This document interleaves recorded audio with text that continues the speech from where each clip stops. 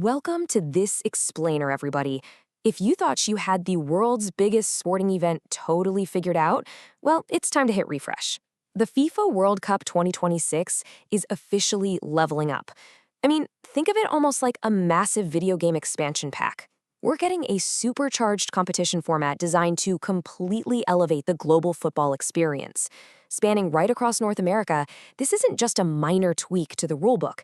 It's a fundamental shift in how the beautiful game crowns its ultimate champion. It's literally gearing up to be the most expansive and dynamic edition in tournament history.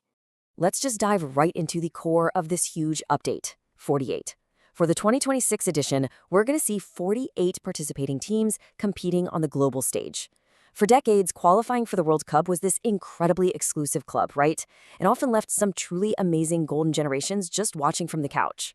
But by opening the doors to 48 nations, we're going to witness entirely new rivalries, totally fresh tactical clashes, and underdogs who finally get their shot to shock the world on football's biggest stage.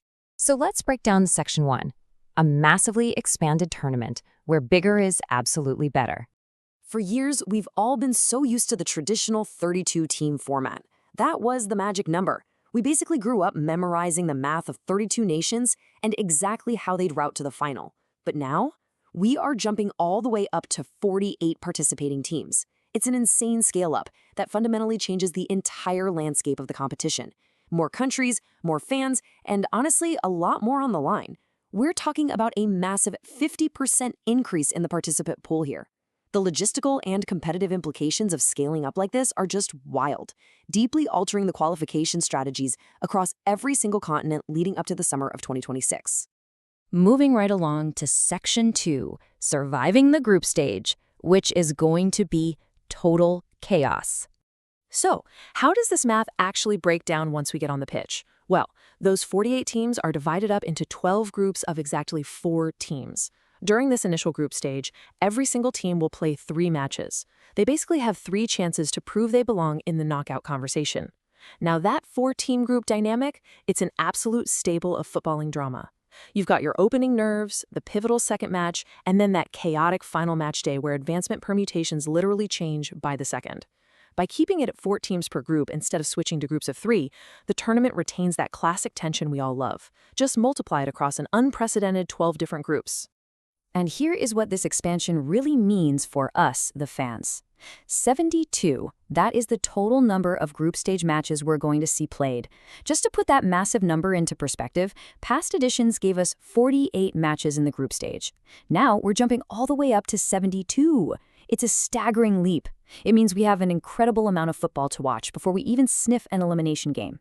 It's going to be a sheer feast of daily fixtures, a relentless schedule of high-stakes football dominating screens globally from morning till night during those opening weeks. Now for Section 3, the all-new round of 32 and the survival math you need to know.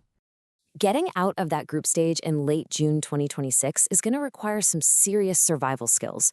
Obviously, if a team finishes in the top 2 of their group, they're safe. They get a guaranteed spot in the round of 32. Simple enough, right? But here's where it gets incredibly tense. There is a wildcard spot. The 8 best third-place teams across all 12 groups will also advance. This means even if a team stumbles early and finishes third, they still have a mathematical lifeline, provided they outperform the other third-place finishers, of course. It creates this fascinating tournament-wide subplot across the final days of the group stage. Trust me, goal difference, total goals scored, and even fair play points are going to be heavily scrutinized as nations desperately cling to those 8 wildcards. Which brings us to Section 4, the 8-match marathon, also known as the knockout gauntlet. Once we're out of the groups, we shift instantly from points-based survival into high-stakes, rapid-fire action.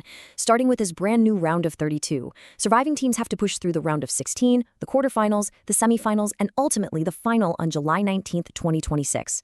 Because of the expanded fields, we're adding an entire extra layer of knockout football here.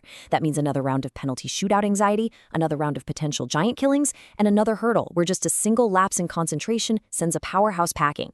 Every single fixture from here on out is a direct elimination match. You win or you go home. And this expanded path brings a record-breaking physical toll. 8. For the very first time in the entire history of the FIFA World Cup, the 2 remaining teams who make it to that final will have to play a grueling total of 8 matches. Traditionally, the champions only had to play 7 to lift the trophy.